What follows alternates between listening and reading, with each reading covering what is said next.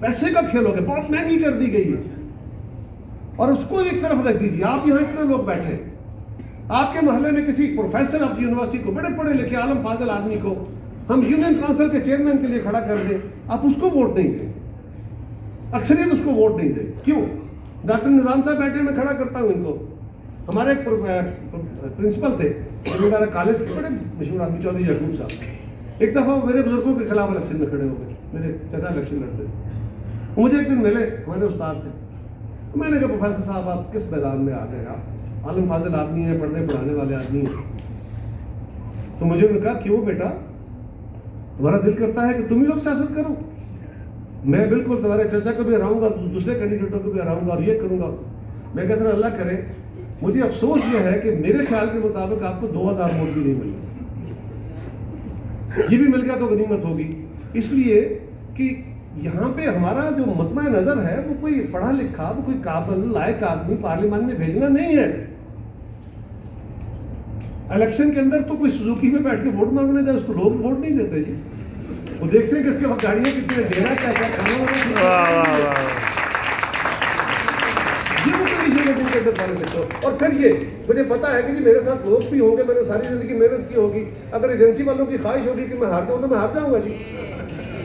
اگر طاقت والوں نے مجھے ہرانا ہے تو ہرا دیں گے.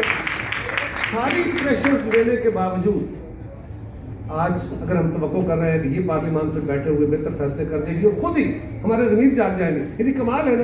ہم 2 نمبر بندوں کو وہاں بھیجیں اور پھر توقع کریں کہ جی ہمارے دماغوں میں کوئی چپ لگی ہے, وہ چپ آپ نے پرانی کرپشن والی نکال دی, برائی والی نکال دی, خرابی والی نکال دی, اور ایک اچھی پروگرام والی چپ لگا دی. اب میں اچانک ایک اچھا بندہ ہو گیا. تو یہ تو نہیں ہوتا جی, کہاں دنیا میں ہوا.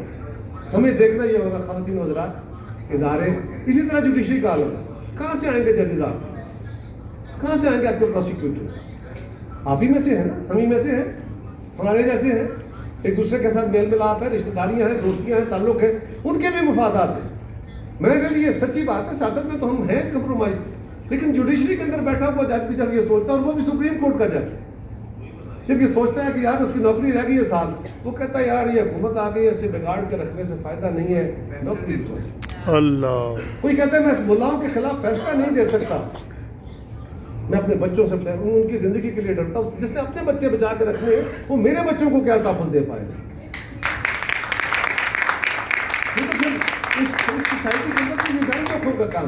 خواتین و حضرات, جو سبق دنیا کا ہے, اکاؤنٹیبلٹی ہو, ڈیموکریسی ہو, ڈیلیورنس ہو, جو بھی آپ باتیں کر لیں, اس کا دنیا میں ایک اسلوب رہا.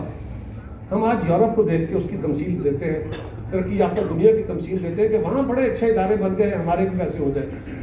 وہاں بڑے اچھے قانون بن گئے, ہمارے بھی ایسے ہو جائیں. وہاں لوگوں کی حالت کار بڑی اچھی ہو گئی, ہمارے یہاں بھی ہو جائے. میرٹ وہاں بڑا اچھا ہو گیا, یہاں بھی ہو جائے. وہاں کی عدالتیں انصاف کریں گے, یہاں بھی ہو جائے.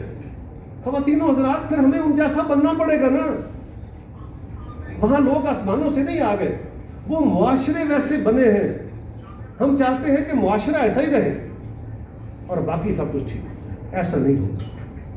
قانون سے, اداروں سے یقیناً بہت ساری بہتری آپ کر سکتے ہیں.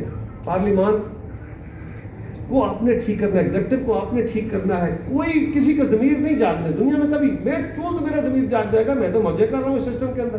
میں آج ہارا ہوا ہوں, میری جماعت کے اوپر برا وقت ہے. ایون دن میں گاڑی میں جا رہا ہوں, مجھے تو پولیس والے نہیں روکیں گے. میں جہاں جاؤں گا لوگ مجھے میری پیپلز پارٹی کی وجہ سے میری عزت کر لیں گے. چلو یار اس کا اپنا ایک گروپ موجود ہے, اس کا ایک پریشر گروپ ہے, اس کی وجہ سے مجھے خاص طرح کی ریکگنیشن دے دیں گے. تو میں تو اس کا بینیفیشری ہوں.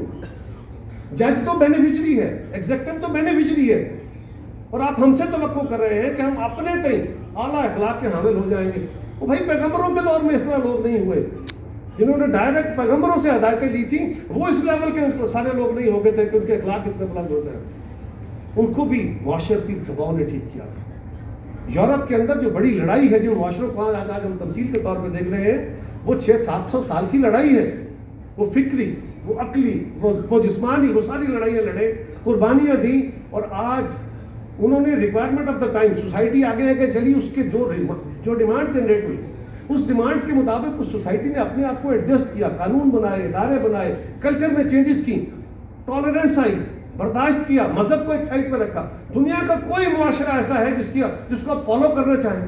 کوئی ایک معاشرہ جہاں پہ برادریاں چلیں, جہاں پہ قبیلے چلیں, جہاں پہ مسلک چلیں, جہاں پہ مذہب کی بنیاد پہ حکومتیں چلیں. کوئی ایک معاشرہ ایسا ہے؟ کیا آپ سعودی عرب بننا چاہتے ہیں؟ کیا ہے کسی مسلمان نے خواہش کہ ہمارا معاشرہ سعودی عرب جیسا ہو جائے؟ تو جن ملکوں کے جیسا آپ بننا چاہتے ہیں وہاں صرف ادارے اچانک نہیں بنا دیے گئے. ہمارا اور ان کا فرق یہ ہے کہ انہوں نے خود سٹرگل کی, لڑائی لڑی, ایک لمبی لڑائی میں وہ آگے چلتے گئے, اور جہاں جہاں ضرورت پیدا ہوئی اس کے مطابق ادارے بنائے, قانون بنائے, کلچرل چینجز ہوئیں, ان میں برداشت آئی, مذہب کو پیچھے انہوں نے کیا, کلچر کو انہوں نے, سیکٹرینزم کو اس سے جان چھوڑائی, بڑی لڑائیاں لڑی انہوں نے. اور ہم چاہتے ہیں کہ ان سارے مغلظات میں ہم پڑے رہیں اور معاشرہ ہمارا ٹھیک ہو جائے اور سیاستدان ہمارے ٹھیک ہو جائے. خواتین و حضرات, سوائے پبلک پریشر کے, سوسائٹی کے دباؤ کے, اور کوئی رستہ نہیں ہے جنت میں جانے کا. دنیا کا یہی ایک اسلوب ہے, وہاں بھی قانون موجود ہے, وہاں بھی عدالتیں موجود ہیں.